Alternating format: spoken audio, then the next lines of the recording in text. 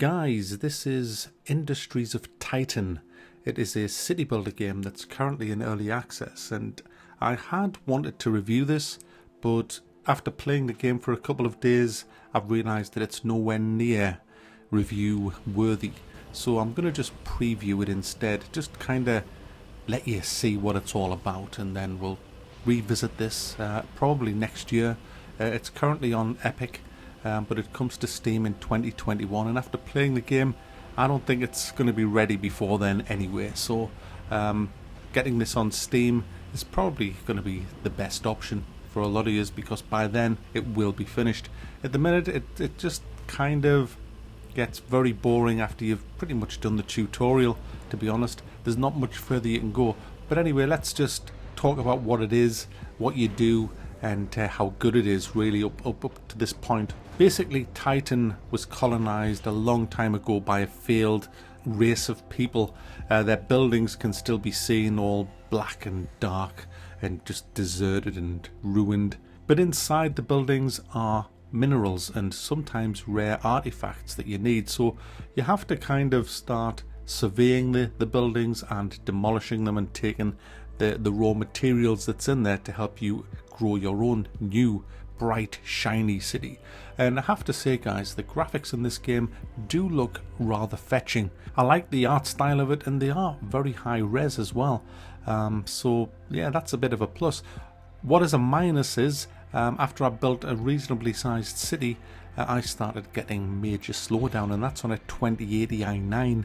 And yeah, there's a bit of a leak going on here, guys. As soon as I restarted the game and flushed it all out, it ran fine again. So there's a lot of bugs as well, and leaks and all that kind of nonsense in the game. So hopefully that'll get sorted out before the game launches next year. So you start off with your Soul HQ when you start a new game, and there's two different game modes. There's standard game mode, and there's also a survival game mode where waves and waves of enemy come at you at different times. Now, I haven't played much of that game mode. I did have one go, which I'm currently on at the minute, but it's very similar to the main game mode, so I don't really see any point in it until the game's fleshed out a lot more. So anyway, back to how you play. You have this HQ building. There's also a council building and a landing pad. You don't own the landing pad or the council building.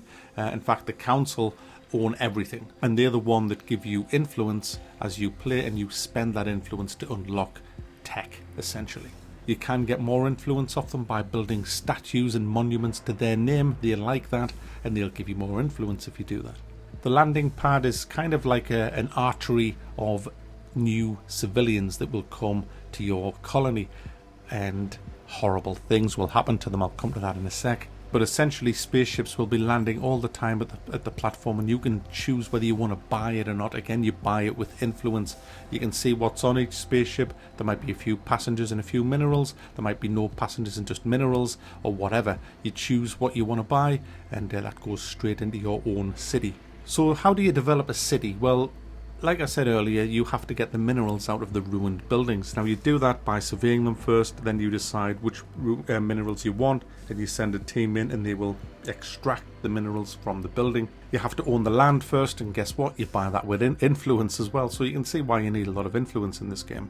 Once you've extracted the minerals, you can then start building things. Now, the cool thing about this game is you can see the building there, but you can actually go inside it. And inside the building, it's like a blank canvas. And you put different types of machines in that. The first thing you're going to want is power.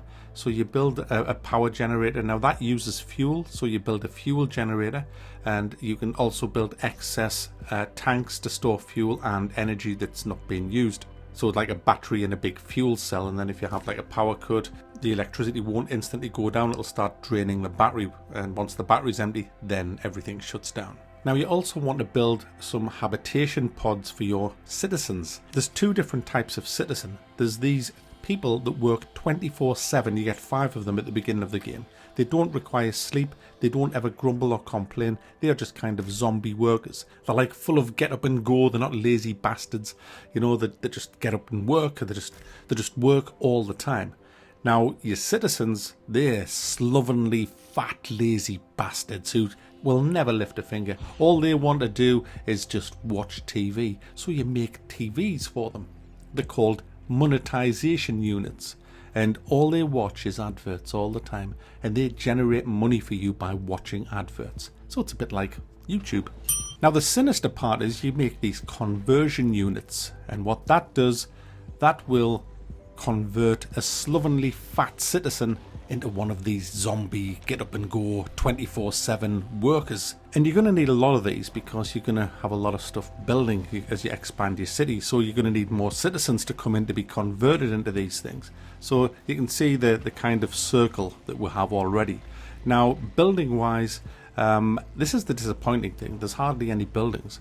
In fact, all the buildings in this game kind of mirror the little tiny machines that you build inside of buildings. So for example, you can build a giant power unit and a giant fuel generator and a giant set of offices that monetize the people and a giant conversion center. So it's not really very deep. It's quite shallow at the minute. There's hardly anything to build, and after a couple of hours you've pretty much built everything. You build big turrets as well that will guard your buildings. Because you get attacked in this. This isn't just like a normal passive city builder with a bit of wind and a bit of rain and all that. There's an actual set of enemy that will come and attack you. They don't come very often, but when they come, guys, oh, no, just stop it. When they do, guys, it's this square thing that just flies. It's like a box. It's like a box that flies over your city and gets shot. It's pretty diabolical, to be honest. I'm hoping it's a placeholder, but it might not be. But yeah, I would have liked to seen a little bit more spectacular going on there. It's a bit drab at this stage. I mean, the game's, it's in really early access at the minute. This is a very early game at the minute. There's a lot going to happen to this over the next year, and I can't wait. I really can't, because it is a fun game.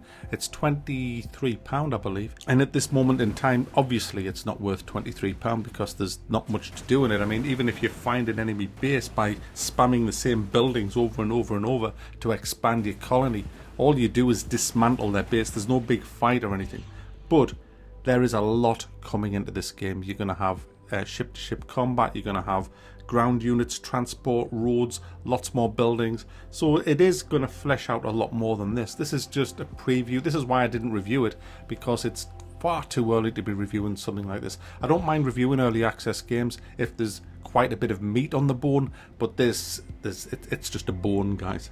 But as a huge city building fan, this is definitely, guys, one to keep an eye on, because I can feel it when I'm playing it that it has huge potential. It really does. If they get this right, this could be one of the best city builders ever made, because so far the little bit that they've done is good. It really is good. And if they can just manage to flesh this out with a lot more buildings, a lot more levels, a lot more tiers, and some better combat, then these are definitely the droids we're looking for, guys. So there you go, guys, that's Industries of Titan. It's shaping up to be a really good city builder, and I will give it a full review when it launches. Even if it launches this year, I'll fully review it, but I'm expecting it in 2021. That's when I think it'll be finished.